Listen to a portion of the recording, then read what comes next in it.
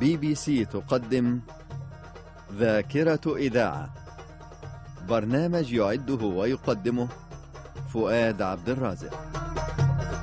أهلا بكم إلى هذه الحلقة من ذاكرة إذاعة، البرنامج الذي يطوف بكم في ثنايا ذاكرة القسم العربي بالBBC.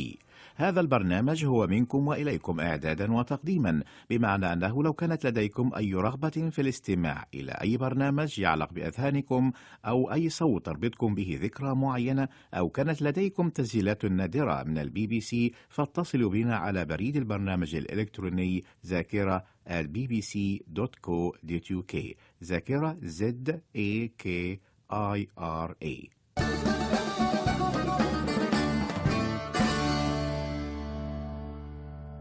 في هذه الحلقة قراءة في كتاب البخلاء للجاحظ برؤية عارف الحجاوي. عبتموني حين زعمت أن التبذير إلى مال القمار ومال الميراث وإلى مال الالتقاط وحباء الملوك أسرع، وأن الحفظ إلى المال المكتسب والغنى المجتلب أسرع، وأن من لم يحسب ذهاب نفقته لم يحسب دخله، ومن لم يحسب الدخل فقد أضاع الأصل. وبحور الشعر، وفيها نغوص في الشعر العربي والإنجليزي مع عارف حجاوي، وقد بدأه بحكاية طريفة عن اللهجات العربية ثم النبر بالإنجليزية. Let me not to the marriage of true minds. تكدم تكدم تكدم تكدم تكدم. Admit impediments, love is not love, which alters when it alteration finds.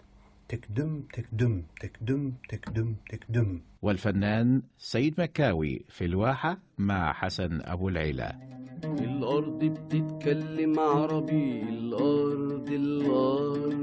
الأرض بتتكلم عربي، وقول العلامة حسن الكرمي على قول الشاعر: بيض أوانس ما هممن بريبة، كظباء مكة صيدهن حرام، يحسبن من لين الكلام زوانيا، ويصدهن عن الخنا الإسلام.